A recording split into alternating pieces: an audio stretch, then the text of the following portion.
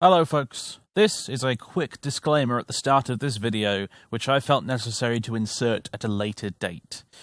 This battle report, along with the one that immediately follows it as part of this narrative campaign, was originally filmed roughly back in about February, in the before time, before the apocalypse that is 2020 was truly upon us. As a result, it is filmed using a modified version of the 8th edition rule set, because 8th edition was the current edition at the time of recording. Now, hopefully, I've managed to get this video released before 9th edition comes out, but nevertheless, Games Workshop's announcement of 9th edition has somewhat thrown a spanner in the works. I was originally going to wait until the pandemic was largely over and we could film more battle reports before releasing this, so that you would get all the campaign episodes in an orderly fashion on a weekly basis. Unfortunately, because 9th is coming out, I'm having to rush these out now, which means you'll get the first 2 episodes of this campaign in relatively short order, but unfortunately for the rest, you are going to have to wait just as we are before we can film again. Unfortunately, it's just the way it is. I apologize for that, but there it is. Okay, that's it, folks. That's the end of the disclaimer. With that in mind, please enjoy the campaign. In ancient times, in that dark era, when Horus and his traitorous kin marched across the galaxy, the Gulf of Athena fell into the cancerous grip of chaos. As the Emperor's loyal armies fell back to Holy Terror, the armies of darkness swarmed over the worlds left behind. In the Acheron sector, the world we know today as Reuvengrad Prime suffered this exact fate. Scoured by the Black Crusade of the traitor legions, its primitive human population was enslaved by the dark gods and their mortal servants. A generation lived and died in chains. Great temples were built, their foundations running deep into the earth. An age of blood and thunder began in earnest. Then, Horus was defeated. The traitors withdrew as the emboldened armies of the new Imperium drove them system by system, planet by planet, back into the dark corners of the galaxy, far from the Emperor's light. But they still left evidence of their passing. The people of Reuvengrad were wiped out to every last man, woman, and child. The temples were leveled by cleansing orbital fire, and the world was settled anew, to start again, with the taint wiped clean. Or so it was thought. In the 200th year since the return of the Primarch Rabute Gilliman, Reuvengrad was a sprawling hive metropolis, home to billions of souls, seemingly an unremarkable example of the typical Imperial hive planet. However, deep in the dark, down underhive tunnels, below ancient bulkheads, in the very crust of the world itself, a primordial evil festered. 8 days before the anniversary of the planet's cleansing 10,000 years ago, 3 Inquisitors came to Reuvengrad. Agents of the throne, with unlimited authority to command and commandeer any and all Imperial resources deemed necessary, the Holy Inquisition sought out the corrupting forces of the alien, mutant, and heretic, wherever they may be found. Normally, they worked alone. But on this day, 3 of them, along with their retinues, arrived in orbit, drawn to this place by the threads of their different, separate investigations. The first was Inquisitor Mortimer Arctos of the Ordo Hereticus. As a witch hunter, he was trained to seek out heresy and corruption in the most mundane places, to follow up every irregularity and scrutinize every clue that came his way. It was the peculiar movements of transport vessels that brought him here. Reuvengrad was undergoing a special event, the founding of several new Imperial Guard regiments. More men and machines to be sent to fight in the ongoing war effort of the Acheron Crusade fleet. But Arctos had noticed that far more bulk transporters were en route to Reuvengrad than would ordinarily be required for even a dozen regiments. the numbers didn't add up. And experience had taught him that numbers are poor liars. The second to arrive was Inquisitor Ivan Herrick of the Ordo Malleus. While Arctos was a witch-hunting Puritan, Herrick was something of a radical, and his reason for coming was far more esoteric and occult. It was during the entrapment and subsequent interrogation of a demon from the warp that he got his first clue. In torturing and probing the creature for information while bound to a mortal form, the fiend let slip in a moment of arrogance that the waters of the Sea of Souls were swelling around the Blood World, an ancient name for the planet now known as Reuvengrad. Herrick departed at once, ready to discover what foul machinations the Neverborn of the Warp were planning. Third, and finally, came the arrival of Beatrix Kane from the Ordo Xenos. A relative newcomer to the role of Inquisitor, Kane nevertheless had her allies and her sources. It was in the pages of an old Eldari prophecy that she found mention of a calamity that would befall the thrice-cursed land in the light of Kane's red eye, a cryptic alien description of the Reuvengrad system and its huge red sun. With this information in hand, she made her way there with a strike cruiser of the Crimson Fist Space Marine chapter in tow. When all three arrived, they found the system to be bustling with ships. Merchants, rogue traders, Arx Mechanicus, military bulk transporters, and escorts from the Imperial Navy all choked the world's orbit, just as expected. What did come as a surprise, though, was an immediate communique from the governor's palace on the surface. It was from the last person they expected to find, a fourth member of their organization, Lord Inquisitor Octavian Vensk, many years their senior and something of a legend to the Inquisitors of the Acheron sector. The impromptu conclave met in the halls of the governor's estate, where the three Inquisitors, Vensk, and the governor's personal aide, Alvarez Shrake, exchanged pleasantries, a few glasses of Amasek, and the odd cigar, before getting down to business. Vensk explained that their suspicions were not unfounded, that the ruinous powers were indeed spreading their corrupting influence through the pits of Reuvenish society, and that he had been here for some weeks now investigating the situation himself. He welcomed their arrival and expressed his desire that they might work together to cover more ground than he might have done alone. The three Inquisitors from three separate ordos eyed one another warily, but agreed, in principle, to collaborate in this mission, and without further ado, Vensk explained their first order of business. In the depths of the Underhive, Reuvengrad's authorities had long battled a recurring problem with occultists and witches. Over the centuries it had waxed and waned, but of late, things were starting to boil over into outright insurrection. Action was needed.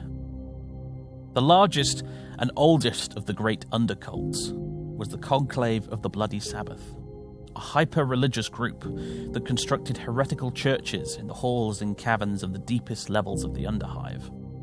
Vensk had uncovered the location of one of their lairs through means he did not choose to discuss, but suggested that the three Inquisitors and their retinues should seek out the services of the Adeptus Arbites and conduct a strike at once. Vensk would remain at the palace so as not to alert the many traitorous eyes that watched his every move. But as newcomers, Arctos, Herrick, and Kane could move more freely for the time being, and so should exploit that fact immediately. With the plan agreed upon, the meeting ended, and it is here that the tale truly begins, as the forces of the Inquisition arrive via cargo elevator at sub-level 701.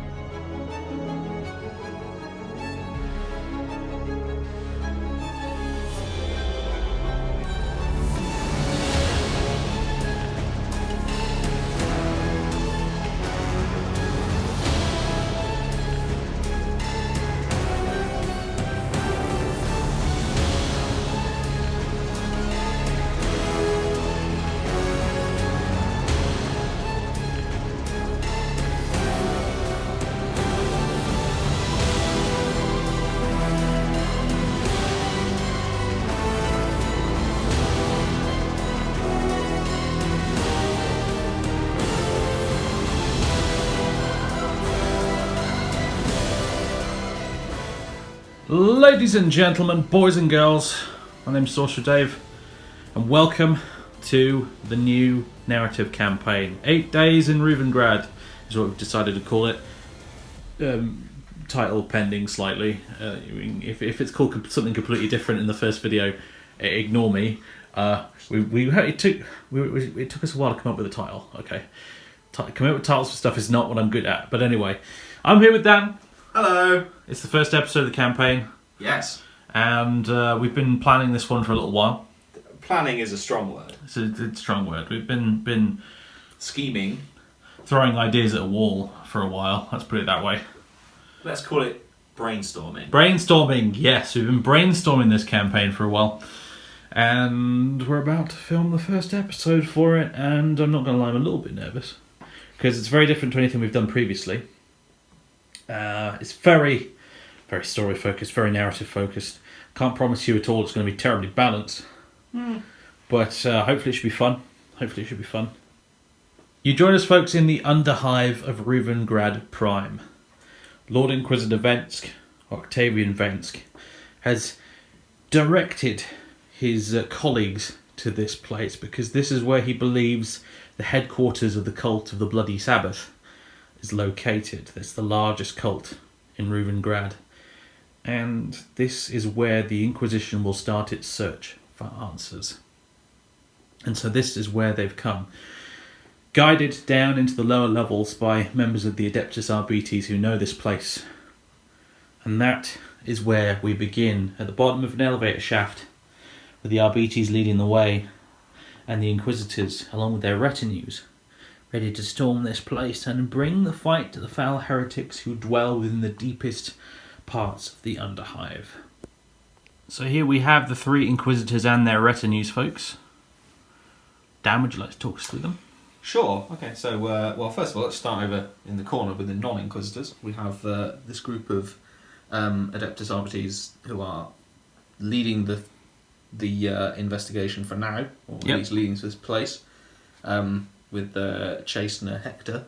Chastener Hector, there he is. I think for this we are using the rules. Effectively, they are Imperial Guard veteran squad, but they've got carapace armour, so a 4-up armour save, and they've got shotguns.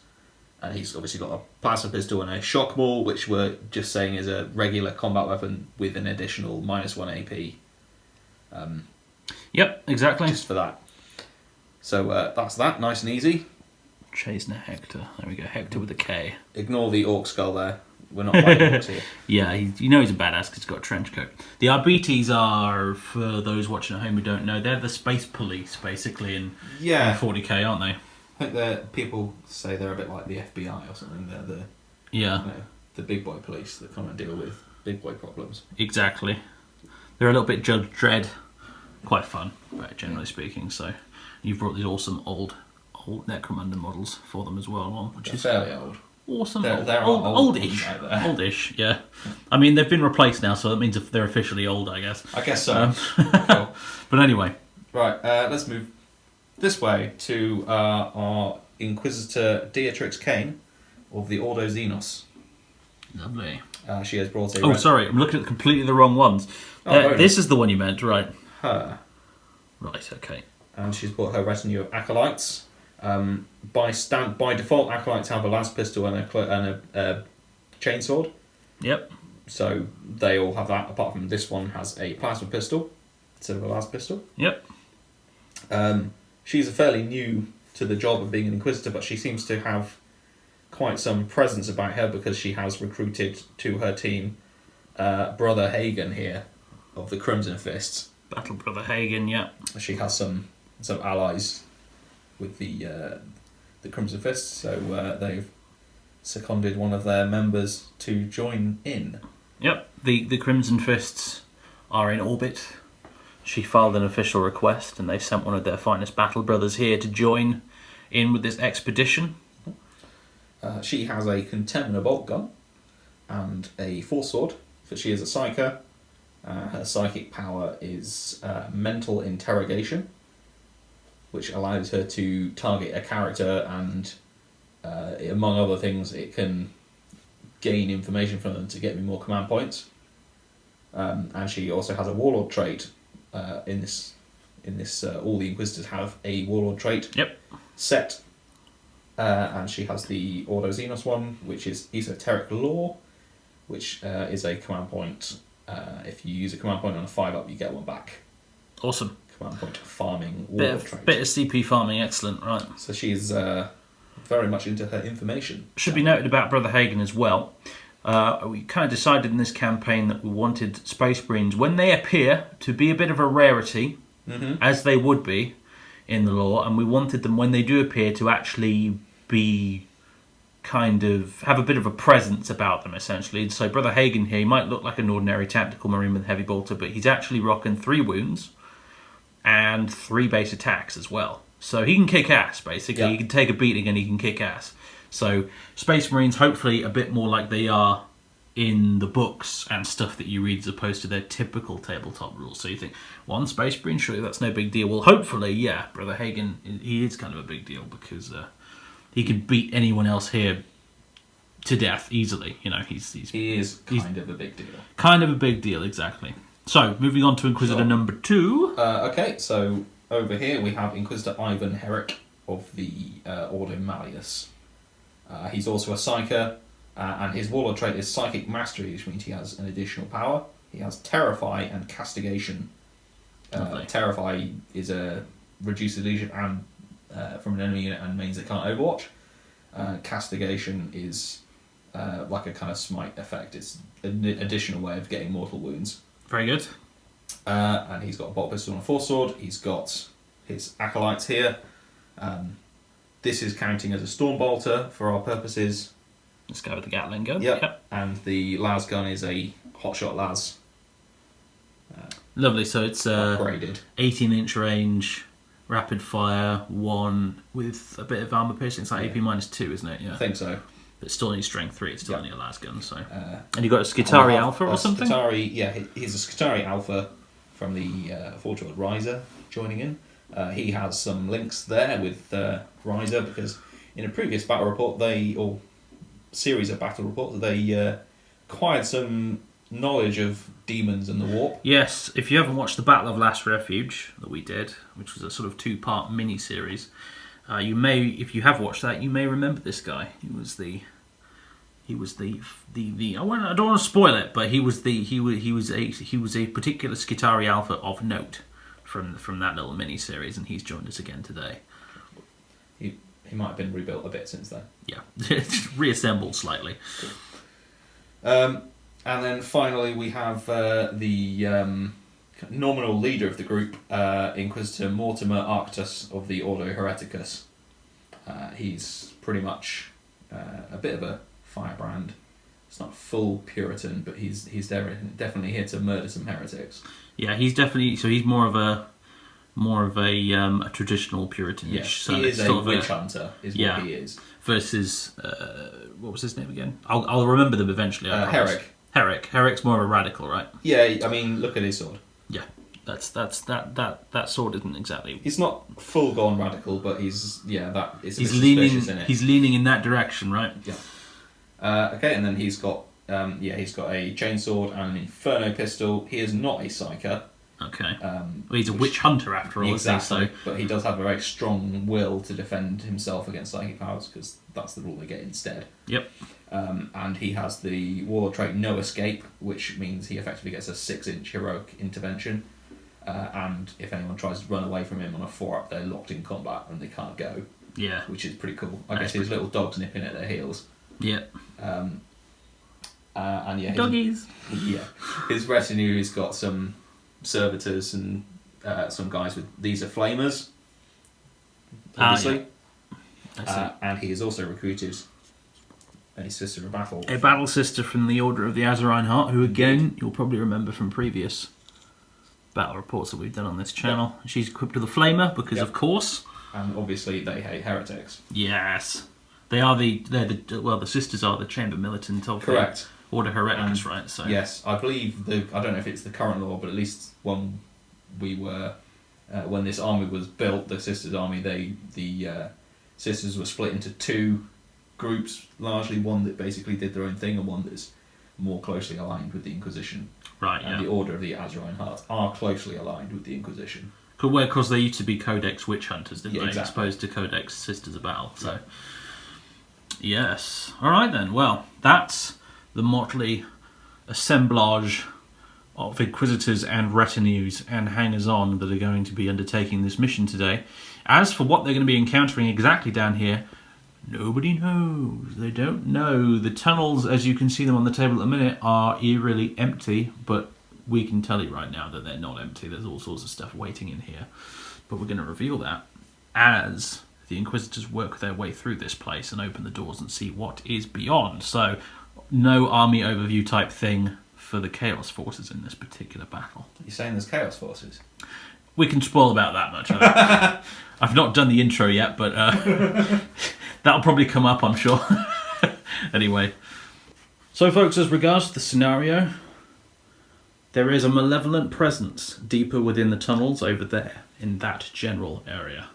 That's all they know, but that's the end goal of the Inquisition. They'll be pushing further in to investigate what is at the heart of these tunnels in the main chamber at the back there.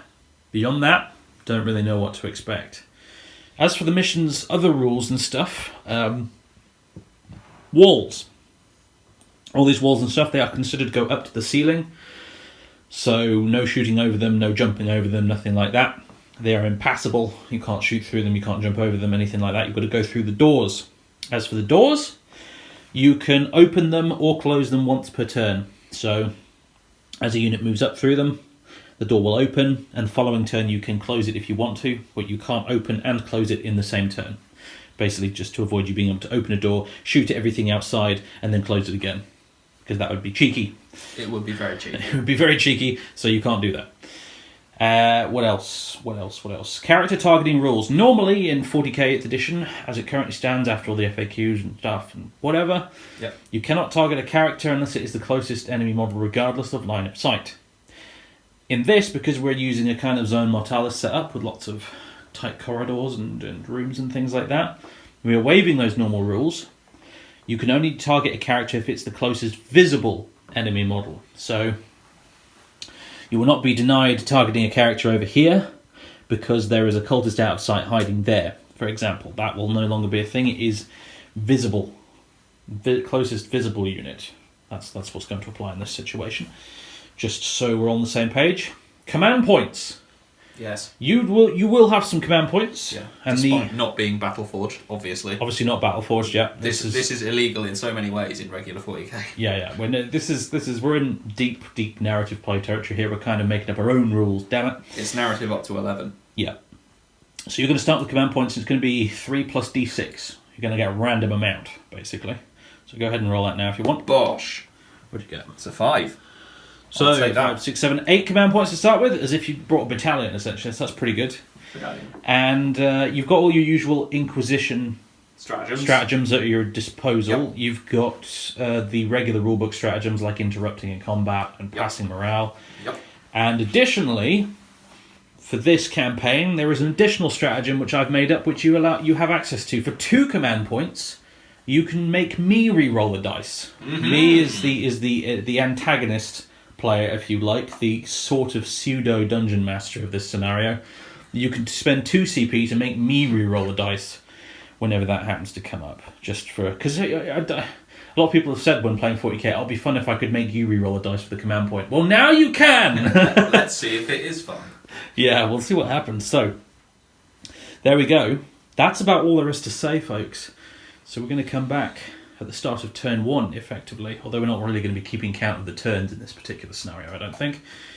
But yes, the start of the opening turn as the battle begins. So as the elevator grinds to a halt in this elevator shaft here, and everyone arrives at the bottom, at the final stop on the elevator that goes down into the Underhive, ding! Chancellor Hector leads the way and explains to the other Inquisitors that this is the way and that they're pretty close now. And of course, the 2 Psychic Inquisitors, whose names I've forgotten again. Inquisitor Cain, Inquisitor Herrick. Cain and Herrick. Yes. I will endeavour to remember that now. Inquisitor Cain and Inquisitor Herrick can sense the psychic presence of not only what it is that lurks deeper in, but also they can sense many living beings in the corridors beyond. And beyond that, you can all as well hear the muffled echoing of gunfire coming down the corridors from outside as well. Like, there's clearly a battle going on by the sounds of it. There's occasional grenade explosion, there's shooting, there's some shouting echoing down these halls, and you can hear it even through this bulkhead here. So something's going down here before you even arrived. You weren't necessarily expecting this. But that is the scene as we begin here. So again, with the turn sequence is weird here because no enemies have turned up yet. So this is kind of turn one, but kind of we're outside the turn sequence right now. So anyway, I assume you're opening up this door. Yes. Sending the RBTs in through first. Beep. And you open the door, and on the other side, cultists. A small gaggle of them, not very many, hanging back from whatever larger fight appears to be going on elsewhere, who might have been expecting trouble coming through this door, because it looks like they've been sent back here to guard this, but what they weren't expecting was the RBTs along with a few inquisitorial retinues. This was not part of the plan. And so they stand there in shock really for a minute. If they were after trouble, they found it. And I think honestly we're going to roll off in this particular instance to see who acts first, basically. Alright, here we go, rolling off, me for the cultists. A 2. You beat 2? No. It's a tie. Alright, let's try that again then. Alright, I'll try that. Third time's the charm. Several hours later. 2 and a 5. Okay. The RBTs and the Inquisition are going first, it looks like. The Inquisition makes their move. The RBTs have piled out through the doorway, with the Space Marine coming up behind them and the rest of the Inquisition piling on in a slightly disorderly queue. Yeah. And now the RBTs are going to open fire into the faces of these cultists, hoping for a quick execution. Quite. Shotguns. Hit on 3s. Winning on 3s. The cultists get 5 6-up t-shirt saves. And all 4 of them are gunned down straight away. With those cultists dead, the Inquisition moves up out of the elevator shaft and into this corridor over to the next bulkhead door over here, with the RBTs taking up the vanguard position, ready to breach through and clear, hopefully. So, opening up the door, right? Yup. And what do they find beyond? What they find is an awful lot more cultists. And among them, these hulking mutant abominations, these aberrant things that none of the Inquisitors can really directly classify as being a particular thing, but they're just these giant mutant monsters in amongst the cultists, which definitely a cause for concern, I think.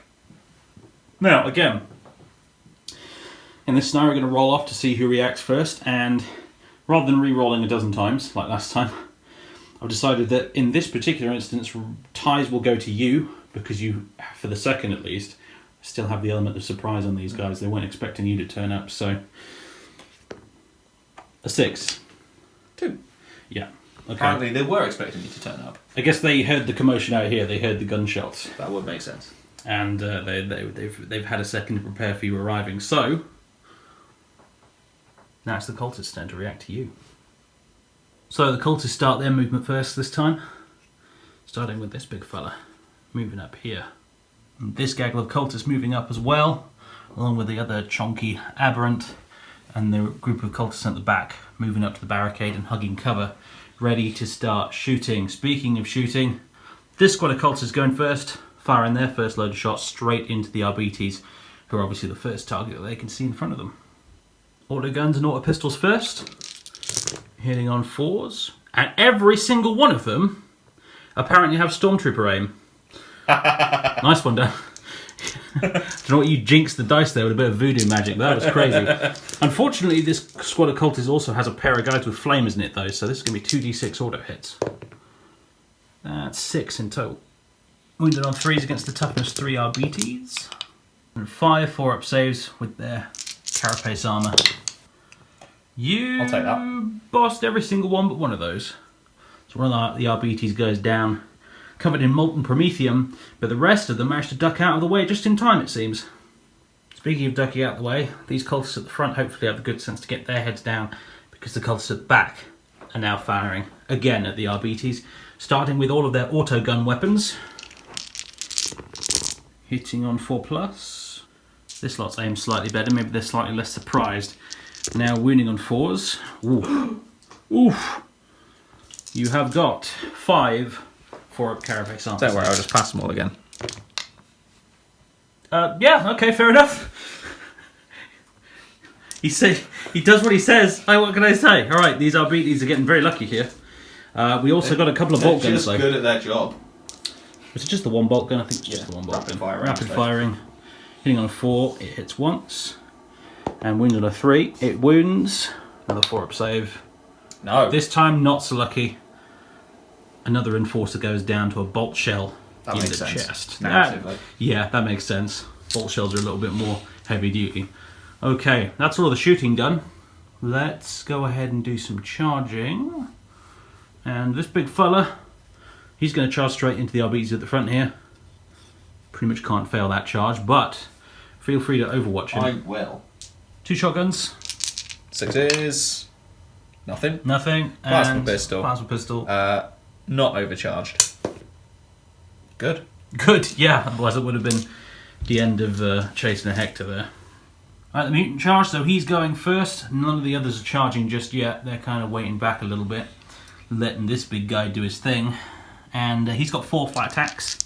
And he's strength 5, and he hits on 3s. So 2 hits on the RBTs. And strength 5, so he'll wound on 3s. Gets 1 wound. It's AP -1, 1 damage. 1 dies. Another RBT goes down. Another one of the Enforcers. Slain by the large mutant thing. And now they can retaliate. Alright, the Enforcer's fighting back. Okay, just the regular one. Nope. And then the 2 from the Chastener with his shock maul. 1 hit. 1 hit. He's strength 3, so 5's the wound. Nope. No wound though. It's going to take a bit more than that to bring down the mutant, I suppose. However, that is the end of the turn. The RBTs though, they'll have a morale check. Although, of course, having the Inquisitors nearby, their morale will be helps. Pretty high, right? Yeah. Should be leadership 10 actually, shouldn't they? Or 9. I think they're 9 and there's a warlord trait that gets them up to 10. Right. And having lost 3 guys, so they can't fail. They can't fail, basically. So they're going to stand firm. And now over to the Inquisition's turn. The Chastener and his remaining Enforcer have fallen back around the side of the door there, out of line of sight from all the cultists, and giving everyone else a clear line of fire straight at this horrible mutant. Now Inquisitor Cain is going to use her psychic might to try and bring this monstrosity down, lashing out with a smite. Smite! Fails. Fails. Okay, never mind. On to Inquisitor Herrick. Smite! Passes. Does go off this time. D3 more wounds. 3. 3. That's the big 3. I like to think this thing's head explodes, and then the rest of it explodes, and just goo is all over the place, all over the tunnel, spattered all over everything. So he's dead. For Herrick's second trick, after showing the young Inquisitor how it's done, he's going to be casting Castigate on the second cultist unit back here. Brilliant. It doesn't have to be done on the closest target. Warp Charge 6. Passes. That'll do it. I have to roll 3d6 and exceed your lowest leadership, which I do there, because I think the leadership's 6 or rubbish. D3 more wounds. 2. 2 cultist heads explode. Pop, pop. With the way now clear, Inquisitor Arctus is... I'll get his name right. Arctus. Why was that hard to pronounce? I don't know. Inquisitor Arctus's acolytes here are going to be opening fire first with their flamers. They've got 3 of them, including the Battle Sister. So 3d6 auto hits on this unit here. That many. Bathe the Corridor and Liquid Promethium, and that's a lot of it. Increase to wound. 7 t-shirt saves. And 7 cultists die screaming. And all of them are dead, leaving only a pool of molten slag and some crispy fried corpses. Next up though, Herrick's boys are going to open fire at the Skitari with his radium carbine first. 3's a hit. All hit. It's strength 3, so 4's the wound. 2 wounds. And 2 wounds.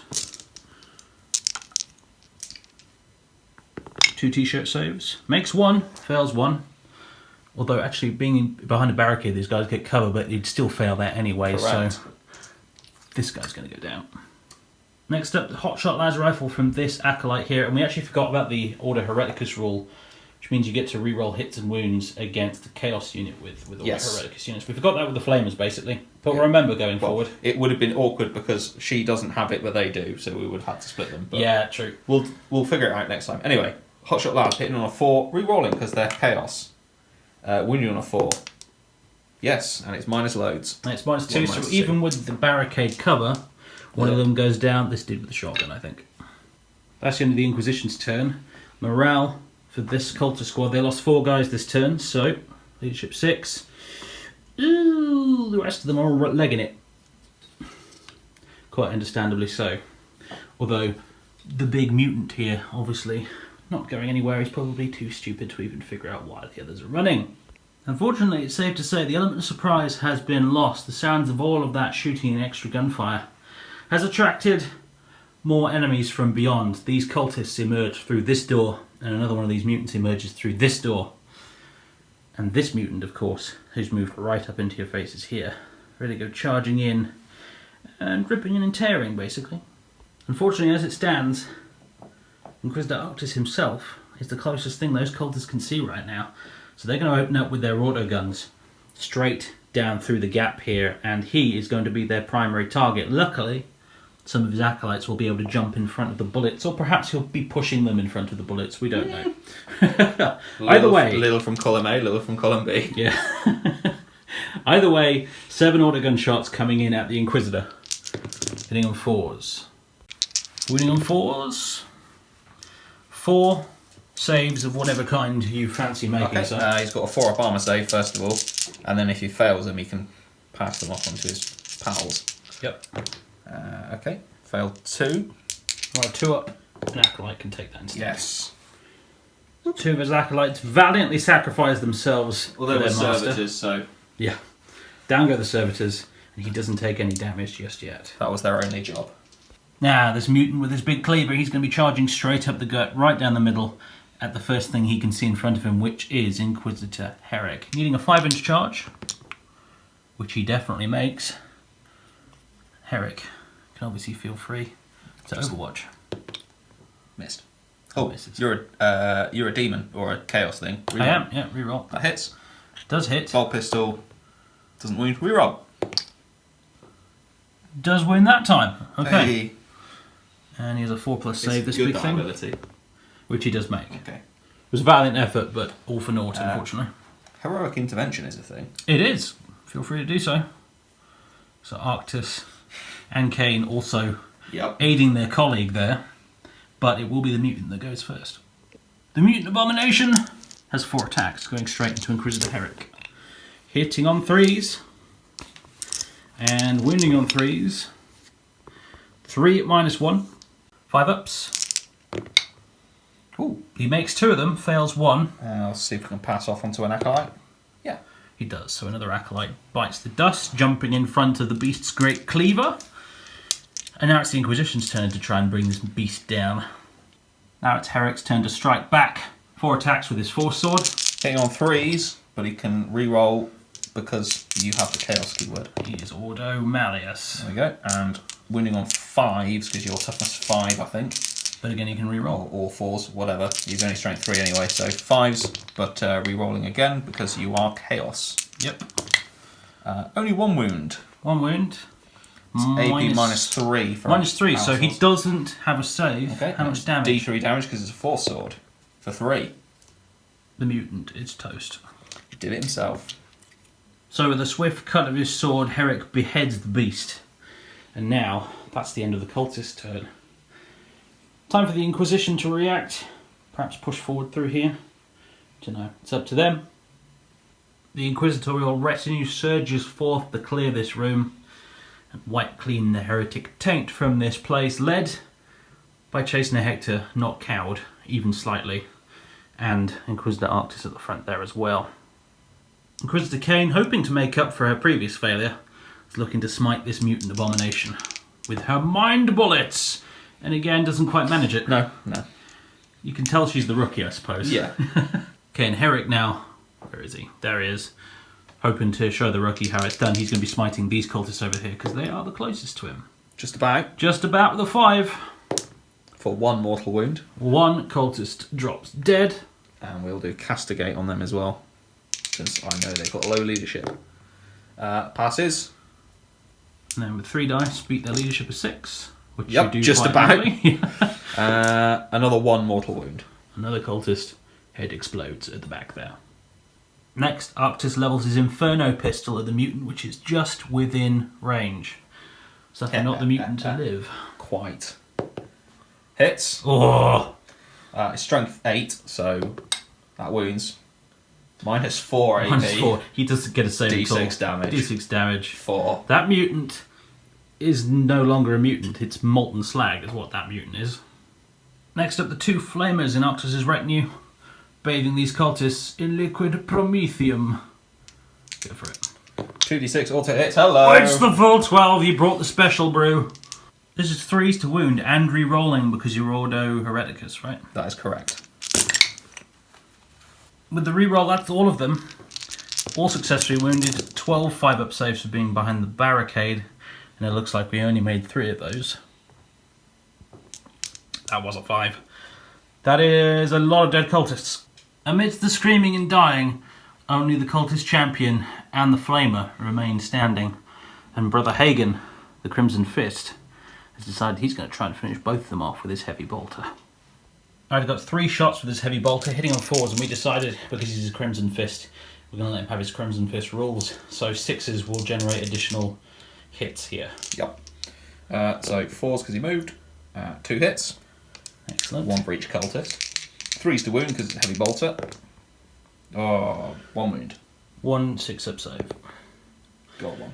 1 more dead cultist. I think the guy with the flamer is going down with a heavy bolter round to the chest. Kablooey. Only the cult leader remains standing, and Chastener Hector aims to finish him off with his plasma pistol. Not overcharging. Hits. Damn. Oh, it does wound because he's toughness 3. Yep. Does wound. -3. AP3. He's dead. All of the cultists are dead.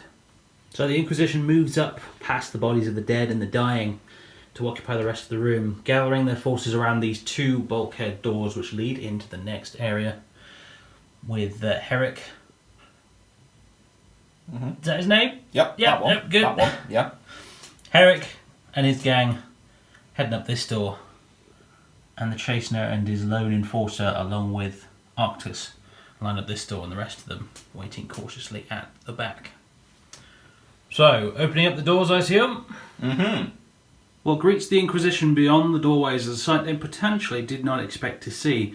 There's an existing shootout going on between these cultists dressed in red, these guys being the cult of the Bloody Sabbath, and these other blue-clad cultists they've encountered so far, which they're unaware of who these guys are. But regardless, there's a bit of a battle going on and has been for some time here. As you can see, there's more mutants. Another cultist squad, another cultist squad.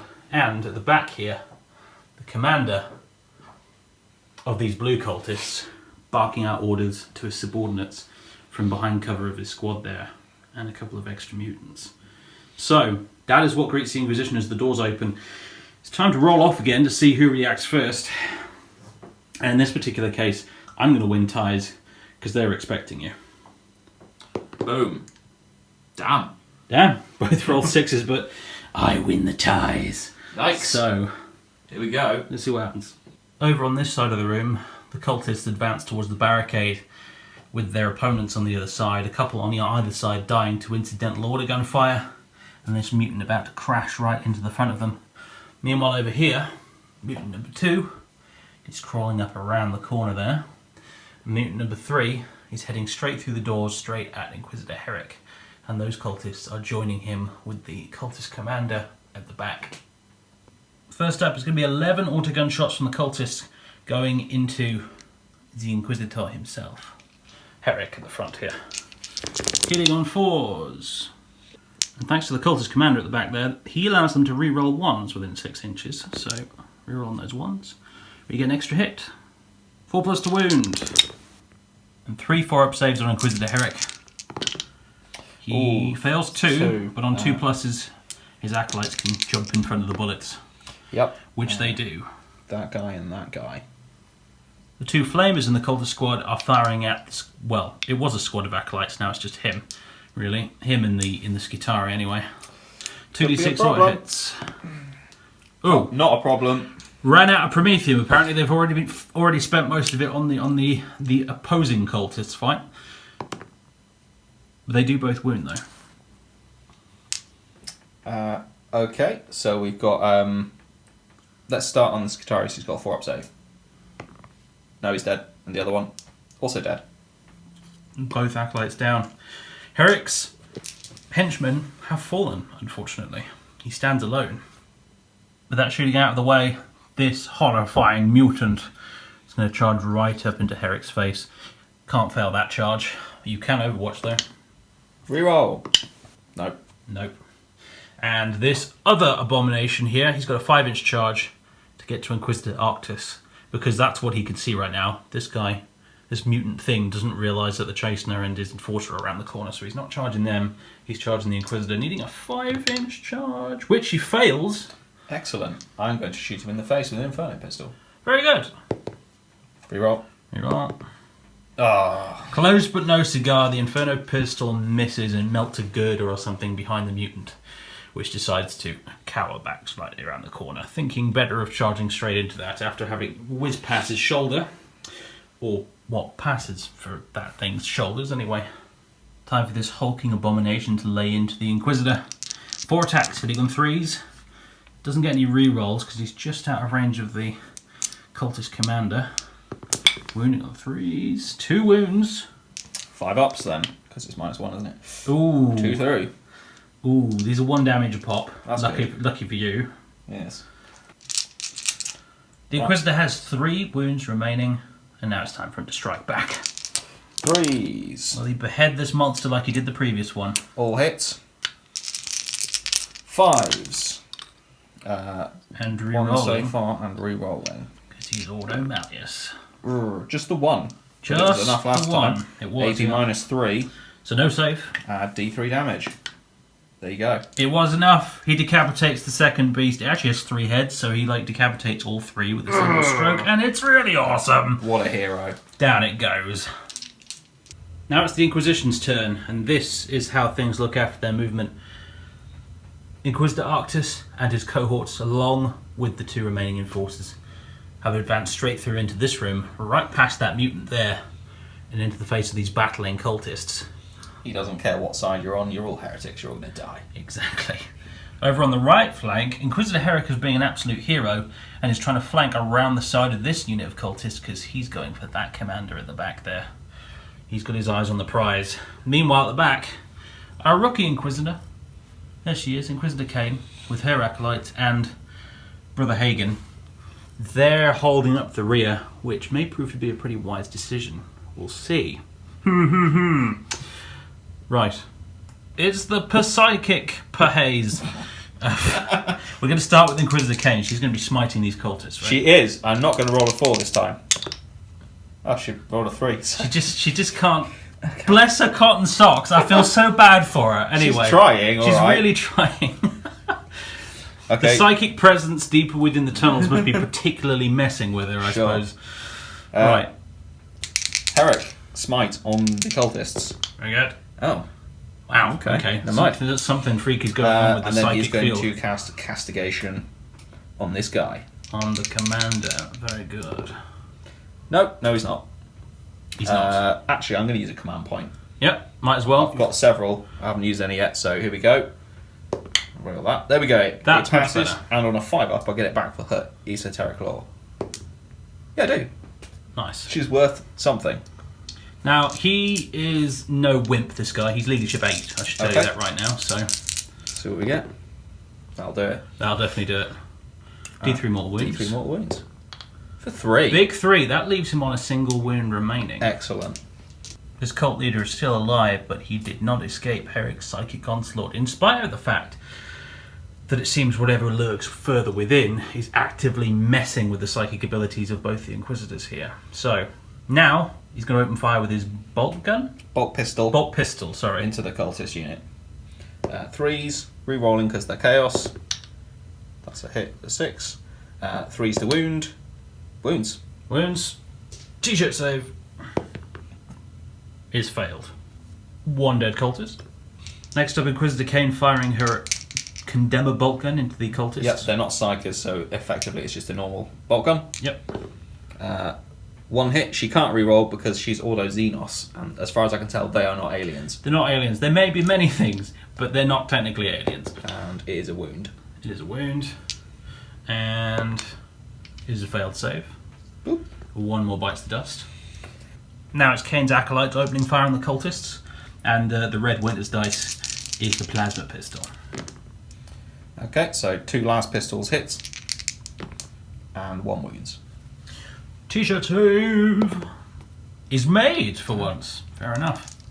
Now it's Brother Hagen's turn. He levels his heavy bolter at them, and he's going to hit on 3s because he didn't move. And 6s will explode. Okay. No 6s today. 1 hit. Doesn't even wound. Oh, Brother Hagen, mate, you're firing duds. What's going on? Well, that didn't go quite according to plan. Well, from the right flank over to the left flank, where Arctus and the Enforcers are looking at dealing with this whole mess of cultists in front of them. The Arbites first. The police are going to open fire, and they're firing at the red cultists. Yes, so not overcharging plasma pistol. Hits, kills the cultist. Brilliant. Nice work, Hector. And the shotgun, 1 hit. It's in half range, so 3's to wound. Doesn't wound. Unfortunate. Now it's time to flame on these acolytes with their flamers, and the sister opening fire on the blue cultists so it's, over here. 3d6, but the red one is the sister because she can't reroll to wound. Okay. Because she's not an Ordo Hereticus person. Right, roll on the sister's wounds first because she can't reroll. 3's to wound. Well, I'll take that. Yep, not bad. And then the other 2, which can reroll those 1s. Okay, so that's that many. 9 t-shirt saves. I make 3. 6 cultists are purified in Holy Prometheum. Do you know what I'm thinking actually about the sister? She really ought to. Sister's battle also kind of ought to have the Ordo's Hereticus. Well, That's the one. I mean, she keyword, is, if you ask me. Narratively speaking, part of the Ordo Hereticus in that she's been seconded into them. Yeah. In this situation. But she's not a member of the Inquisitor's regular retinue. She's not been with him for years and years and years. Suppose she so. hasn't learned everything that he knows. I just think about it from a keywords perspective, because I'm pretty sure Deathwatch have Ordo Xenos as a keyword. I could be wrong there, but I don't know. Anyway, regardless, she doesn't get to reroll. Didn't matter. It didn't really matter much, yeah, no. Okay. And saving the best till last, Inquisitor Arctus is going to fire his Inferno Pistol right into this hulking monstrosity. Except for not the mutant. Hits. 3 to wound. It's a wound. Goes straight through. D6 damage. 3. Big 3. That's all he needs. That's all he needs. He slices it in half with his Inferno Pistol. Things went much better on the left flank rather than the right flank. But speaking of the right flank, we're going to start charging. Yes. Starting with Inquisitor Herrick charging the cultist commander. Right, now the cultist commander doesn't have any guns, but he does have frag grenades, so he's going to throw a frag grenade at you. So D6 shots for 4. Hitting on 6s. Ooh, gets 1 hit. 4 plus to wound. Doesn't wound though. Only a 3-inch charge needed here. That'll do. That'll do. Do a few laps around him while you're at it actually with that. Bloody hell. That was quite an easy charge. Now not such an easy charge. Is it the Inquisitor going first? Yes, Inquisitor Kane is leading the way. And she is going to be in range of 1 of the flamers in this cultist squad. Yep. So this could be nasty. Alright. She's just in. She's just in. She with would a have been 6. if that dice hadn't moved that guy. Fair enough. Go to the Overwatch first though. Starting with the auto gunshots. Re-rolling those 3 1s thanks to the cultist commander. Ooh. 3 hits with the auto guns. Forced to wound. Yeah. 3 wounds! Oh no! 4 up saves. She passes 1, fails 2, and then I guess 2 of her cultists. Her cultists? Cultists? Acolyte's going to jump in the way. One of them does, but she does take a wound. Oof. And that's not all, folks. Now a rapid firing bolter, which misses, lucky for her, and D6 auto hits from a flamer for 4. Wounding on 3s, 3 wounds, no AP. 4 up. Yeah. She makes every single one. Well done, Kane. She makes it in, but the rest of her acolytes, including the Space Marine, are going to need a 6 to get in as well. Which they nail. Nice one. Over on the left flank, these acolytes charging these cultists? Yes. Brilliant. 3 auto gun shots. All of them miss, and then D6 from a flamer. 4 auto hits. 3 wounds. Okay. This was Arctis charging in first. Oh, was it? Sorry. But it doesn't really matter. Failed 2, so he is going to... he's just going to take it because all his remaining acolytes have flamers. Okay, yeah. So useful to keep them them leave alive. Those alive, so he's got 3 left. Not going to use them as human shields yet. No, not yet. Alright, needs a 4-inch charge to succeed here. Yep. And he nails it. And now his acolyte's following him up as well. Yep. Arctis is going to lay into these cultists first. He's got 5 attacks with his chainsaw. That means 3s to hit. Reroll because they're chaos. All hit. Lovely. 4s to wound. Reroll because they're chaos. 3 wounds. 3 t-shirt saves. 2 failed, 1 succeeded. We'll leave the cultist champion standing. Now his acolytes have piled in to finish the job. Sister first. Start with the sister, she misses. Never mind. And then they get to attack. 2 attacks each because they're acolytes.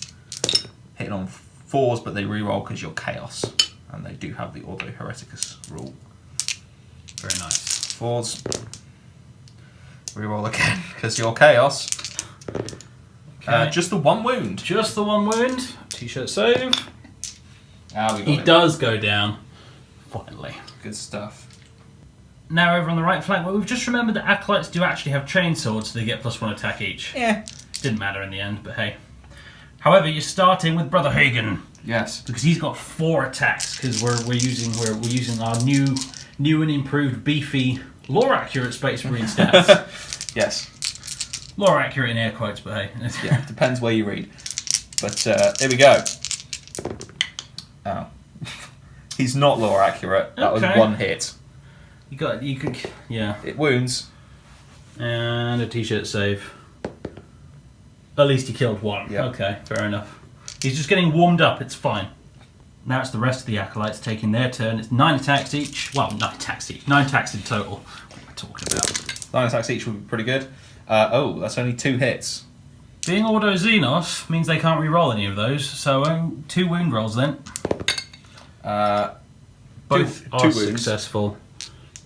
T-shirt saves, both of which are failed. 2 more dead cultists. Yeah. Now it's Inquisitor Kane's turn. Let's see what the rookie can do. 3s. That's 3 hits.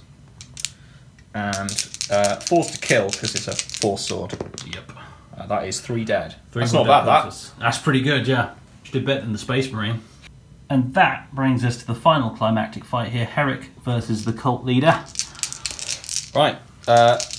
You're definitely chaos, so 3s re-rolling. Lovely. 4 hits. Okay. 4s re-rolling.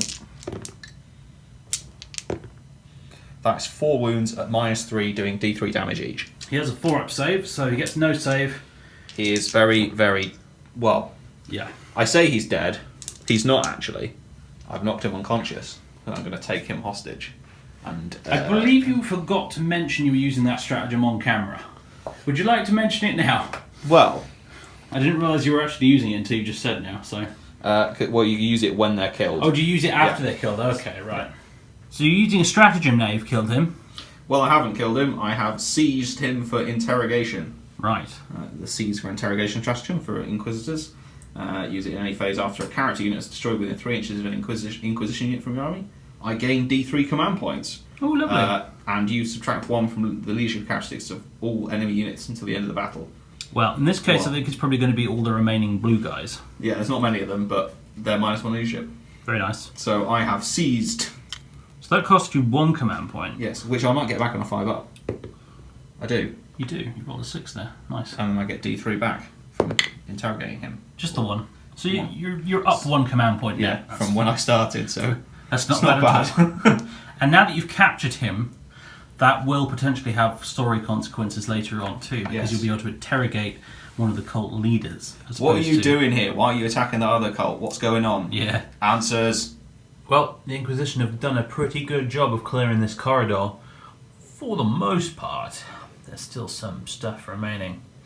These cultists here, and this mutant abomination here. Now, it has a bit of a choice, this mutant abomination. It can either om-nom-nom these cultists in front of it, or it can turn around and deal with the slightly more pressing threat.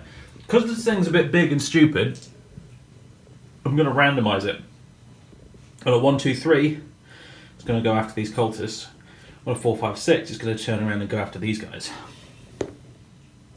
It's going to turn around and go after these guys. Okay, very nice. Although, of course, it might be walking through a bit of flamers. A bit of flamer Overwatch, though. But hey, he's not very clever. He just wants to smash. For the cultist part, they're going to be splitting fire. The flamethrower at the end there, he's going to be shooting some burning liquid promethium at the enforcers. And the rest of them are going to be firing their auto guns and auto pistols at the inquisitorial acolytes in front of them. Since the mutant has decided to change direction, of course. Mm-hmm. First up, 10 autogun shots at the acolytes and sister. Hitting on 4s. I'll take that. Winning on 4s. 2 wounds. Okay, I'm going to start taking it on the sister because she's got power armour. Yes, indeed. 3 up save. 3 up. She's fine. Brilliant. Now, D6 auto hits from the flamer into the RBTs. Oh, gross. 3. Oh, gross. It took me a minute to get that joke. Okay, 2 wounds. 4 up saves. No. Oh no. Oh, no, I'm going to use a command point on one of them. Use a command point to keep the chastener alive? Yep, because he's a boss.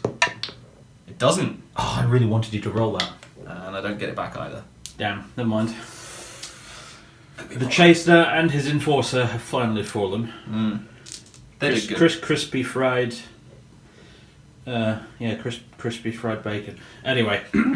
Well, the mutant's about to lay into these acolytes. The cultists behind him being cautious. Probably waiting to see what happens, because if the mutant is torched alive by flamethrowers, they're probably not going to risk it.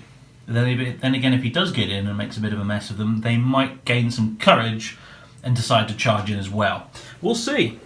So anyway, for academic purposes, there's the charge roll for the mutant. Is he charging both units or just the acolytes? I guess he's charging both, because why not, right? Cool. They're right in front of him, so... Yeah, makes sense. Right, so we'll fire the Inferno pistol first then. There we go. Reroll, because he's chaos. No. Okay, so Flamers, red one's the sister again. Oh, it's not very good. So the sister's wound rolls first. She can't re-roll, unfortunately. 1 wound. So 1 wound.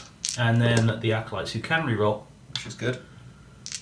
Ordo Hereticus. You're toughness 5, aren't you? Yeah, big mutant goes toughness 5, so all of them. Okay, so just 2 wounds.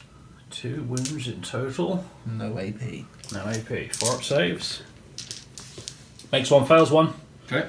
He's taken a wound, which means he's got 2 wounds left. There we go. And now he has essentially locked you guys up. So I think the cultists now feel a little bit brave. So they're going to have a go. So they're going to have a go as well. Charging in. Oh yeah, they'll do it with a 9. The cultists jump over their barricade and pile into the inquisitorial acolytes, maintaining a safe distance from the mutant, because he'd be well entitled to smack them next as soon as he's done with these guys, or maybe just in spite of them.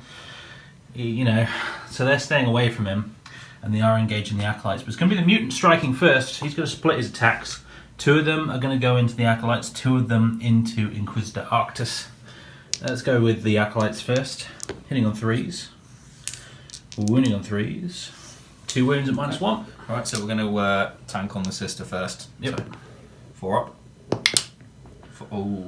up. Let's use a CP on that. Go on then. Why not? I've got plenty. No, she's dead. The sister falls. And I don't get the CP back. Damn, never mind.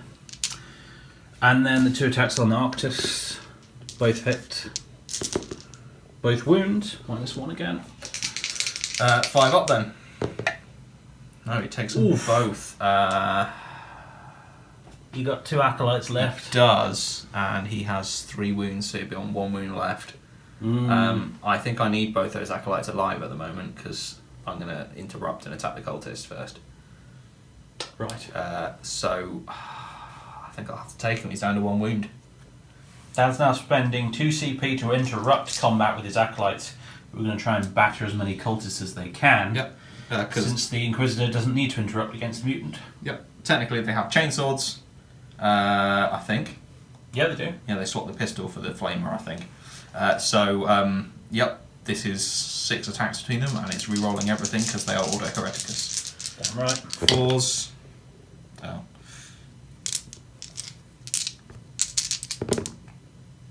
Better. And then 4s. 3 wounds.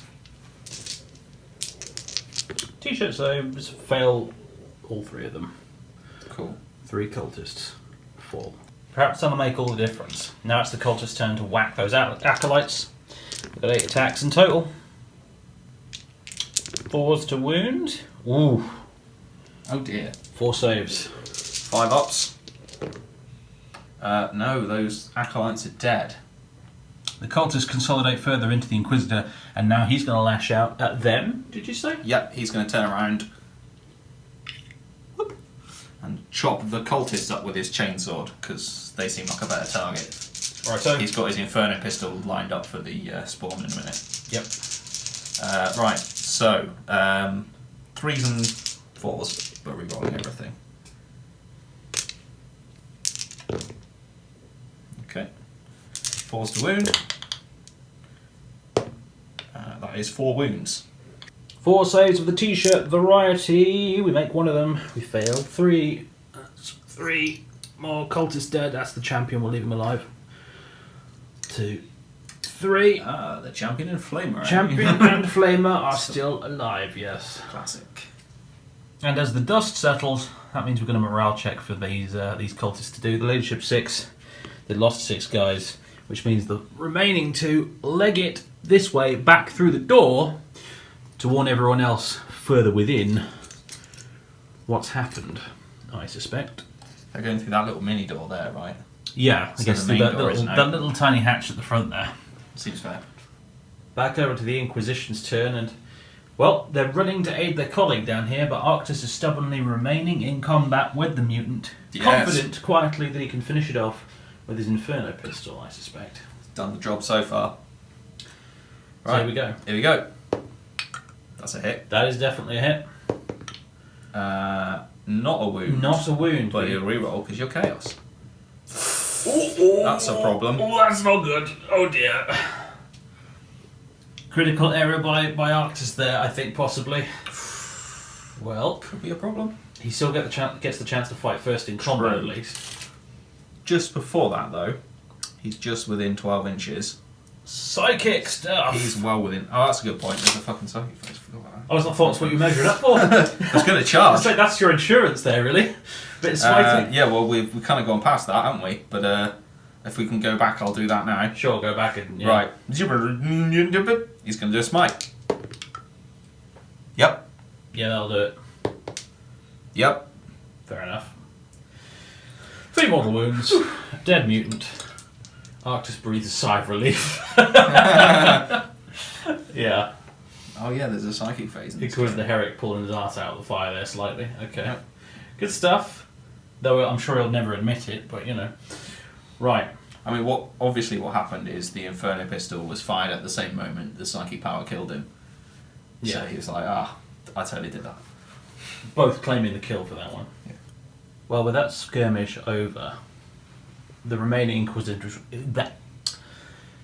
Let's try again. I'm just gonna try that again. That was rubbish. Okay. With that skirmish over, the remaining Inquisition forces have gathered next to this final bulkhead door. Well, not final, but it's the next bulkhead door. And littered around them are the corpses of the previous battle, but worth noting is that there's more here than you definitely killed. Like, this gunfight was raging for quite a while before you arrived, and there's a lot of bodies behind this barricade, and a hell of a lot of spent shell casings. Those cultists were holding this doorway for quite a while before you turned up, it seems. But what waits beyond? More of them? Quite possibly. This is what the Inquisition behold as they enter this penultimate chamber. Up on the top of these boxes here, some snipers with their autoguns, a group of cultists with melee weapons previously camped out next to the doorway ready to ambush whoever comes through, and another squad of them here with a flamer and some autoguns behind a makeshift barricade, and at the back another cult leader, but this one dressed in the tattered uniform of a former Imperial Guard officer, which strikes the Inquisitors as particularly strange, of course, because none of these cultists are traded guardsmen. They're all sort of ex-Hive workers and stuff like that. So to see a renegade guard officer here raises some interesting questions right before the shooting starts, of course. Scattered around as well are more bodies, and probably as well a lot of wounded lying around too. Some of these guys, in fact, are probably walking wounded themselves. This is obviously like the dregs of the defenders of this area that have sort of pulled back to a final redoubt here. Okay, so as the Inquisition breach and clear here, we're going to roll off to see who gains the initiative. And for this one, nobody in particular is going to win ties, we've decided, because on the one hand, these guys are all exhausted, walking wounded, knackered final defenders. And on the other hand, they are well prepared for you. They've been waiting for you to come through this door. You've got some guys in waiting next to it to jump you and stuff like that. So it's anyone's guess who really seizes the initiative here. Mm-hmm. So we're going to roll off. Rerolling any ties. A 5. Ah, damn. And a 3. Oh dear, that's not what the Inquisition wanted. No, it is not. First from the would-be snipers up on top of the crates. 5 autogun shots. Heading straight into, I think, your other acolytes here, including the Space Marine. Okay. Pause to hit. And rerolling 1 for having the cult leader nearby. So, 2... Did I just reroll one of my hits there? You did. So you get 2 hits. Anyway, we got 2 hits. And then force to wound. 1 wound. Although you're using mixed toughness in that unit because the Space Marine, but I think yes, you use majority. You use majority toughness, don't you? So anyway, 40. 1 successful wound. Okay, I'm going to take on the Space Marine because he's got a 3-up save. Naturally. Which he fails. Oh dear. Well, that's fine. He's got wounds to spare. So. Yes, as we discussed previously, he is a beefy, inverted commas, law accurate Space Marine. Yeah. And so therefore he has 2 wounds left. Brother Hagen has 2 wounds remaining, and then these guys down here as well, opening fire as well. And they're going to be 4 shots from the autoguns. Same target, all 4 hit this time, and only 1 wound. Getting tagged on the Space Marine. Well done. Shielding his comrades behind him with his power armor, and the flamer in this squad's out of range. Yeah. The commissar type gentleman here, he has a shotgun, but again it's out of range. And then there's a few of these guys with auto pistols that can see. Yep. Another 3 shots into the acolytes from the auto pistols. 2 hits. 1 wound. 3 up again. Damn it. Damn. Hagen takes another shot in the ribs. With that incidental shooting over, these cultists go screaming around the corner into the Inquisition. Wasn't incidental. We did 2 wounds on that Space Marine. Well, you know, it's not a lot of guns, so it feels incidental. I haven't got much left. But yeah, you're right. It's anyway, needing a 4 here, which they do get. And you've got Overwatch from a few things. They're charging basically everything on this side except for Arctis at the back, but because of line of sight, so only some of you are going to be able to get Overwatch. Hagen's heavy bolt first. Okay. 6s. There's 1, and because he's a Crimson Fist, that's 2 hits. It is 2 hits, yeah. 3 to wound. 1 wound and 1 dead. It is 1 dead. 80 minus 1. Last pistol from the acolyte. Hits. Hits. Nice one. And wounds. T-shirt save. Okay. He's not made. Another cultist buys the dust. Cool. We've got a plasma pistol next. Misses. Lucky. Didn't overcharge, obviously. Yeah, I was going to say, not overcharging. Then finally her bolt gun. Missed. 4 of the remaining cultists charge straight in there, and Inquisitor Herrick heroically intervenes to get stuck in as well. They've got close combat weapons, these cultists. So this guy on the far right here, he's going to attack the Inquisitor herself. He's going to attack Cain with his 2 attacks, which he misses with both. Good. And then the others into your acolytes, I think.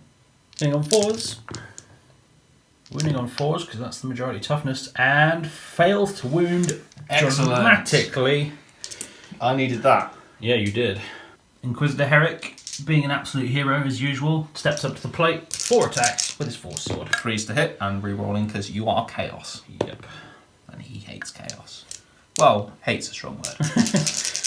Not a fan. 4 to wound, but re-rolling. Okay, it's only 2 dead. 2 cultists immediately die. So, Inquisitor Cain's going to have a go. Per 4 swords, same again. Well, I say no re-rolling this just the time. 1 hit. Doesn't even wound. She is the rookie, admittedly, but that's not good.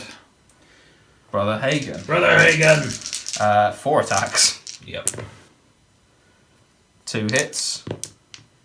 1 wound. 1 wound. T-shirt save. Nope. Another cultist is dead, leaving only the champion acolytes in that squad with chainswords. 3 hits. 2 wounds. 2 wounds, 2 T-shirt saves. Makes 1, fails 1. The cultist champion is dead. Good. That leaves the way open. Sigh of relief. And in they go, folks. They're charging in and clearing the room, but Brother Hagen remaining behind to provide fire support from the back. And we're going to begin with some psychic shenanigans. Aye. Start with Cain. Inquisitor Cain, you can do it. I believe in you. We'll be smiting the guys up on the boxes here. Oh. She over-succeeded there slightly. Okay. I mean... Command point? Command point? I would advise it. Yeah, I think we've got it, haven't we? So 1 command point to reroll one of these. Okay. It's an 11. I'll take that. That's a super perfect. The perfect outcome, and on a 5-up, I get the sire point back. No, okay. She finally did it. The little psyker that could. Yeah, she's been building up to that all the time. So I'm down to 5 command points, but now it's a D6 mortal wounds on this unit. Go for it. 5. Boom. Their heads all immediately explode in unison. In fact, they not just their heads, their entire bodies just boom. They are atomised. Like a bag of ketchup exploded. That's basically what happens there. That was brilliant. That was a lot of psychic build-up. Not to be outdone, Inquisitor Herrick is now going to focus his psychic talents on this remaining squad of cultists here. Smite. Passes. D3 mortal wounds. For 2. For 2. 2 cultists' heads go pop.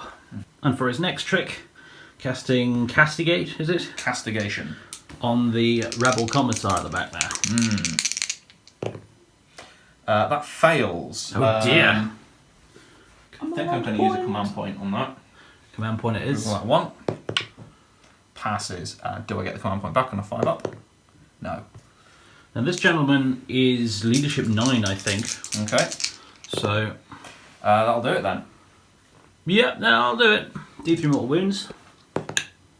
2. 2 wounds off him. 2 wounds remaining. He's not dead yet. Now Dan's using a stratagem that is not a CP reroll for once. This is correct. So Inquisitor Arctis is going to shout at these 3. He's going to requisition them. Requisition is the name of stratagem. It means they can reroll 1s to hit against things that his auto keyword keys off of. Right. So in this case, chaos. It works on any Imperium infantry or bike unit, I believe, and they're definitely Imperium and infantry. So they'll be getting rerolls 1s to hit.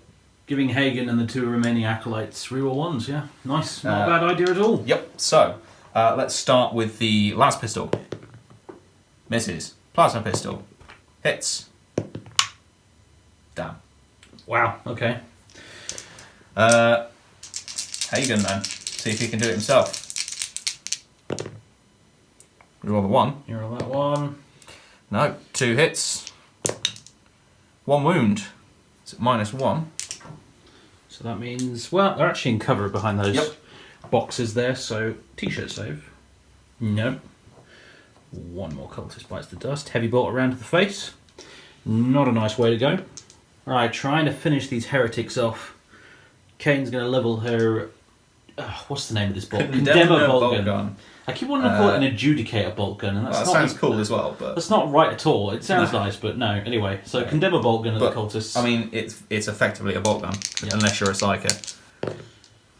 2 hits and 1 wound. 1 wound. 1 5-up save. Damn it! Which he does make. Stubborn cultists. Bolt pistol from Herrick. Hits. Wounds. Same again. Yeah. Stubborn cultists. That's all I got.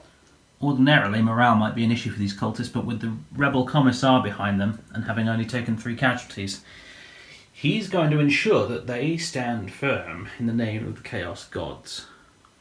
You're going to have to work harder than that to get rid of them, it seems. So the question is, are you going to charge before this inevitable morale thing happens, of course? That is a good point. I've jumped straight to morale there, but do you want to charge? I don't think I do, because the Flamer Overwatch is a problem. Yeah, they do have a flamethrower. So it's quite a long way as well. Yeah. Well, okay then. No charges? Actually, let's have a quick measure. The Inquisition is electing not to charge based on the simple arithmetic of the fact that if you charge and fail multiple times, you can get flamed multiple times. Yep. As opposed to if you don't charge, you'll get flamed a maximum of once in the following turn. So, not advancing on their position just yet. As previously discussed, the cultists pass their morale, and as the turn goes over to them, no real movement other than the commissar. He runs up to join them at the barricade, levelling his shotgun at the oncoming loyalist dogs. And we're going to start with that. Levelling his shotgun, I think, at Inquisitor Herrick. You can see he's already wounded. He's going to pick on the weakling. That's what he thinks, anyway. 2 shots. And I believe 1 hit. And does it wound, though? No, it doesn't. Correct. Bounces off that inquisitorial armour there. As for the others, well, the Flamer has D6 auto hits. And he's going to go for the same target. Both of them are, in fact. So, flame on. 5 auto hits on Herrick. I'm going to spend grim. 2 command points. 2 command points, eh? To force you to re-roll that. To force me to re-roll that, very well. Invented stratagem of awesome. Yep. It leaves me on 1 left. Oh, hold on. Do you get it back? No. It leaves me on 1 left. Okay. 1. Perfect. That was command points well spent, sir. Okay, 1 auto hit then.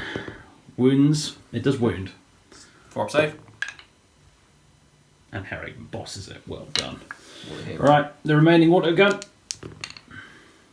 Misses both shots. And I think that's all she wrote. They're not going to charge out to you. The Inquisition advance on the cultists, who have elected to remain behind their barricade, thinking themselves safe. Perhaps they're very wrong indeed. They are. It's the psychic phase, and we're starting with Inquisitor Kane. Did a super smite last time. Yep. Not this time. Passes, but though. It does pass. D3 mortal wounds. 1. 1. 1 cultist dies. The autogun cultist naturally explodes. Okay. Herrick's up next, hoping to kill this cultist with Castigate. Yep. And then the Commissar with Smite. Okay, so castigation passes. D3 mortal wound. Well, his leadership is the thing first. Got to beat 9. So 5, 6, 7, 8. You No. don't. Okay. We'll just move on to the smite then, which will hit that commissar. Or not. Or not. The Dark Powers have preserved them. Kane levels her fancy bolt gun straight at that cultist. 2 hits. Lovely. 1 wound. 1 5-up save. Stubborn cultist. Doesn't want to die. Okay, Herrick's bolt pistol then. Hits. Wounds. 5-up save. Stubborn cultist doesn't want to die. Don't you die. This unit at that cultist. Very well. Plasma pistol first. Not overcharging. Hits. Kills him. Killed him. He finally goes down. Hero stubborn cultist, I love him. That leaves Inquisitor Arctus and his Inferno Pistol. You were saving the Inferno Pistol for this arch heretic here. Yes, he will burn. Hits, wounds, d6 damage, kills him. Perfect, you got exactly the amount of damage you needed. The Commissar is evaporated. The party of 6 make their way through, round past here, probably executing some of the non-walking wounded on their way through. Past all of these boxes and crates of supplies and ammunition, you notice there's a lot down here, a lot more than they necessarily needed. They clearly seems like they were planning for something. They've been stockpiling all of this equipment and munitions for quite some time, it seems. But now they find themselves at the final bulkhead door. And what lies beyond? Before the Inquisitors lies a huge chamber, one that extends far beyond the borders of the table here. Huge chamber, which really is less of a chamber and more of a cavern, because in here, the ceiling, instead of being made from girders and iron and plasteel and adamantium, it's rock. It's a cavern basically built into the bedrock of the planet itself, and it's huge. And right in front here, there is this large rocky formation among many that you can see in the distance, but this is the closest one. And a few remaining straggling cultists at the back here behind these barricades wait for your entry. But standing down in front of this rocky formation, in front of a couple of cave entrances, is a sorcerer. He is the psychic presence that you've been able to feel this entire time. A powerful one at that, and he regards the party of Inquisition. I almost called them adventurers then. No. Well, they are at this stage an adventure party, aren't they? They kind of are, really. There's only 6 of them left. Anyway, the cultists ready their guns to open fire, and the sorcerer, for his part, he does nothing except begin chanting in an unearthly black tongue and begins rhythmically stamping his staff on the ground. Time to roll off again, and Chaos will be winning the tides here. This guy knew you were coming this entire time. He's sensed you psychically the entire way, and he's prepared. So, I rolled a 4. Burn the witch. Damn it. Damn it. Rolled a 1. Okay. Wasting no time at all, both of these little units of cultists are going to open fire straight into the acolytes at the front. 6 shots in total. There we go. They're auto guns hitting on 4s. Good. 1 wound. 1 wound. 3 up. No. Last command point. Last command point it is. Gonna be done. Try and save Brother Hagen. He lives. He lives. Until we get it back? No. The shot bounces straight off of his power armour. The Holy Ceramite keeping him protected. No more command points, but For I now. do still have a Space Marine. You do indeed. And for now, that's all that happens. The sorcerer keeps stamping his staff on the ground, but from within these little cave entrances you hear a blood-curdling roar. The Inquisitors step into the chamber, fearless as ever, and while this sorcerer might have an evil grin on his face, thinking he knows something they don't, they are not deterred. And so we're going to begin with a psychic onslaught. Correct. Herrick's going to smite these guys. Excellent. Yep. They're dead. Well, that's unless he denies you, of course. That's a good point. So, what did you roll there? 6, I think it was. Denied, my friend. Oh, Shuts you down. He is a bad man. Isn't he just? With Herrick's psychic power denied, it's the rookie's turn. Maybe she can succeed where the older gentleman has failed. Smite! That's an 8. Well done. Go on, kill him. 1 more. One of them will die, right. Yeah. His head goes pop. Well, his smite may have failed, but now he's going to castigate these 2 poor cultists. That passed. Very good. And then you got a 3d6 to beat 6. Yep. Which you do quite handily. D3. 1 mortal wound. 1 cultist We're dies. doing it the hard way. We are doing it One the at a hard way. time. Doing it the old-fashioned way, I think, really. Where mind bullets have failed, perhaps actual bullets will succeed. Real bullets. Herrick. Bolt pistol. Hits. Doesn't wound, but he's chaos.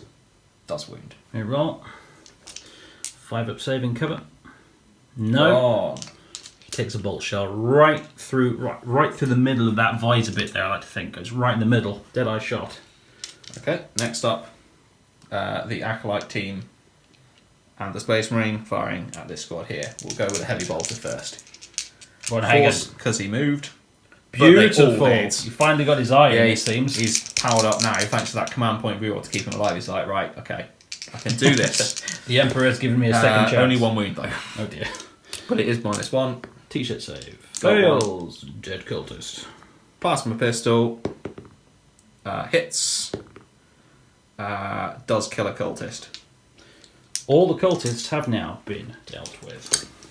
And now Inquisitor Kane, potentially, with her finest move of the game, is going to level her Condemner Bolt Gun at this foul witch. The Condemner Bolt Gun, of course, does a D3 damage instead of 1 against Psychers. Correct. So, get him. Missed. The Condemner Bolt Gun round whizzes off into the distance, failing to hit its target. And the Sorcerer, for his part, finally stops stamping his staff. And a massive roar comes from inside the cave as the creatures he was summoning emerge forth. The Sorcerer cackles maniacally and declares to the Inquisition that they will face the wrath of the twins. And as he says this, 2 Chaos Spawn emerge from inside the cave, ready to dash across here and charge the Inquisition. The 3 of them surge forth towards the Loyalists with unnatural speed.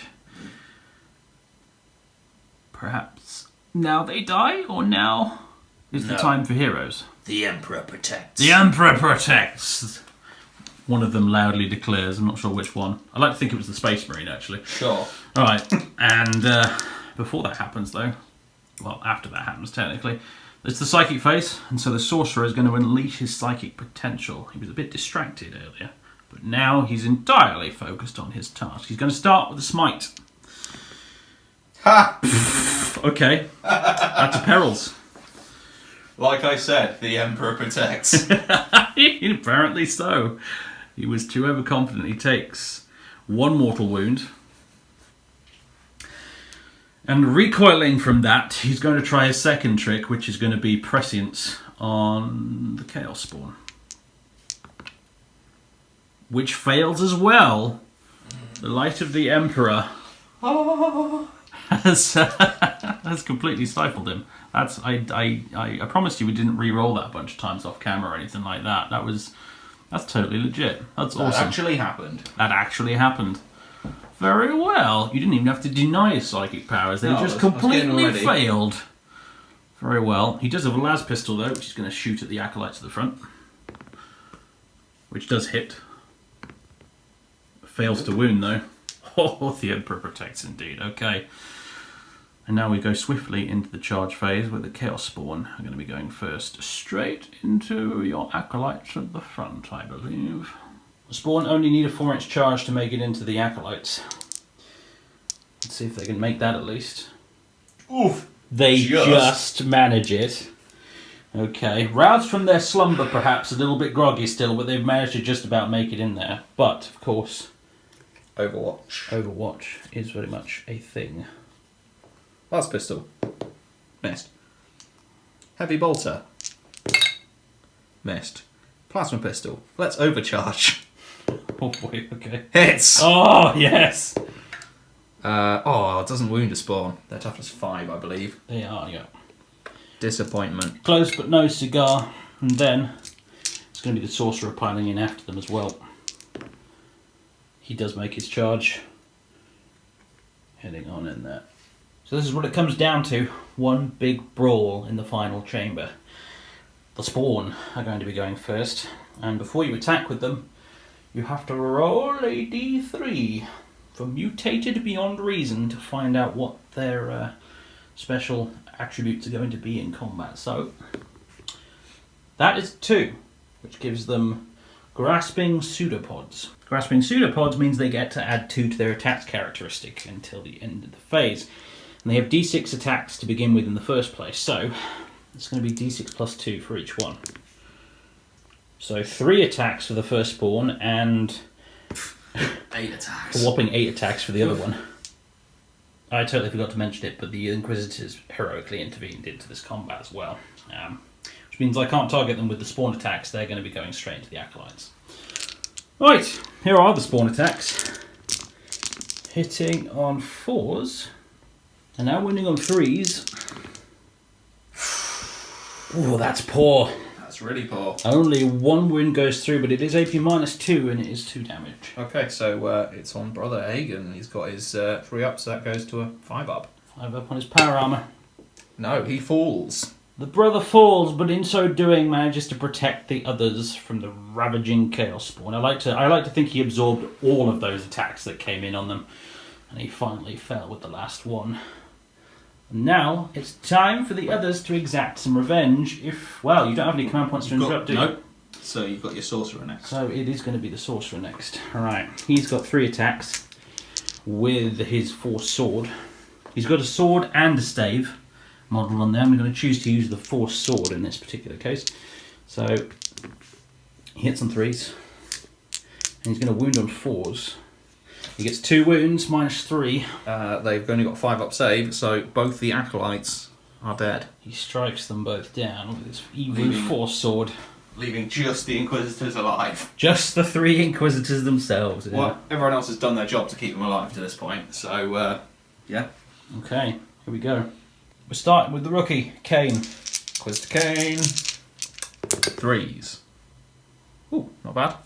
No rerolls, because, you look weird, but apparently you're not an alien, so... Yep. At least not one that she studied. 5s to wound, though. No wounds. No wounds at all. Okay, let's move on She gave it to a best shot. Arctus with his chainsword. Reroll the 1. All hit. Nice. 5s to wound. Reroll. Not a bad start. Okay. 2 wounds. 2 wounds. Spawn only have a 5+ save, so one of them's made, one of them's failed. One of the spawn takes a wound. It's a good start. 3 left on the purple one. Okay, and Herrick. As we know, this guy's the real damage, isn't he? He's a There big you go. Herrick. 4 hits, and with 5s and 6s to wound. Try that again. Just the 1. Just It is, the 1. however, 4 swords, so it'll go straight through your armour. And D3 damage. Oh, D3 damage. 3. He's got Herrick it. is in fact a beast, What a and hero. he immediately steps up and slays one of the Chaos Spawn just like that. Well done, Milado. He's Audio Malice, this is what he does. Correct. Herrick and Arctus have now piled in, ready to deal a new round of blows to the Spawn and the foul Sorcerer. Now the ball is in the Inquisition's court, and we're going to go straight into their psychic phase. So, first up, Kane is going to try and smite the Spawn. Yes. Successfully. 3 mortal wounds. 3 mortal wounds. It's only got 1 wound remaining. Excellent. Herrick, smite. On the Sorcerer. Passed with an 8. Do you want to try and deny that? Now, yes, this is why he didn't try and deny that one on the Spawn. Yeah, he doesn't care about the spawn. Because he's being selfish, yes. So needing to beat an 8. Yeah. He does. Khorne denies psychic powers. Apparently. Well, yeah, exactly. Let's cast Castigation on... we'll try and cast it on him. Pass it, that should have been a smite. 3d6 to beat his leadership. Yeah. That'll do it. D3 mortal wounds. 1 left. 2 wounds. He's got 1 wound remaining, this Sorcerer. He is not quite dead. He is stubbornly clinging on to life, but for how much longer? Straight into the shooting. You're going to fire some pistols. Inferno pistol at the spawn. Very good. Hits. Wounds. Goes straight through. It's got 1 wound left, it's dead. The Spawn is disintegrated. Melted into a puddle. And that just leaves the Sorcerer. Microwaved. Right, so bolt pistol to the Sorcerer. Reroll because he's chaos. Toughness 3. Toughness 3. That's a wound then. Here's No a AP. wound. The sorcerer has a 4-up armor save, which he passes. I think he deflected the blow with either his sword or his staff or something. Did have the sword out, makes sense. Finding himself outnumbered by the 3 Inquisitors, the sorcerer decides it's time for a change of plan. He reaches for a device on his belt, which has been blinking red this entire time, and declares that until next time, loyalist scum. And as he hits the device, he disappears in a teleport flare via presumably some form of teleport Homer. Perhaps to be encountered again in the future. A cheap way to go, remarks one of the Inquisitors, but at the same time somewhat concerning because teleport homers are not the kind of technology one would typically expect the leader of an Underhive cult to have access to. The 3 Inquisitors stand victorious in the heart of the cult's headquarters. Many of their acolytes and followers lie dead in order to have got them here, but they succeeded in that goal, and now they're free to explore this place and discover what they can from the prisoners they took and from any other clues that may be lying around here about why the cult is here and who might be helping them, because that teleport flare was very suspicious indeed. Now, as we get to the end of this particular battle, ordinarily here, if any of these guys fell in battle, we'd roll to see what would happen to them, but that's not relevant this time because all 3 characters survived, which means... Yeah, all 3 important people survived. They did, which means that we get to roll on the table to see what upgrade they get, basically. Level up. So you roll 2d6 for this. Okay. It's not entirely dissimilar, basically, to the way Chaos Boons work. It's very similar. It's very heretical to suggest that, but of course, but... It's almost like we took that table and just changed a few things. Yeah. Almost. Yeah, almost. So, Suffice to say, they can't turn into a demon prince. So you roll 2d6 and we'll consult the table. Right. And who do you want to go with first? Let's start with Herrick. Herrick, okay. Inquisitor Ivan Herrick gets a 6. And a 6 is +1 attack. Ooh, he'll like that. Yeah, it makes him more beefy in combat. That's pretty good. He's doing some work. He's been a beat stick already, so yeah. Nice. Okay, let's move on to the rookie Inquisitor Beatrix Kane. Beatrix Kane. Roll a 3. 3, which is add 6 inches to a ranged weapon that she has. So that would be her Condemn a Bolt Gun. Right, so that's now 30-inch range bolt gun. That's not bad. Pretty good. And then finally, Arctis himself. yes, Inquisitor Mortimer Arctis 7.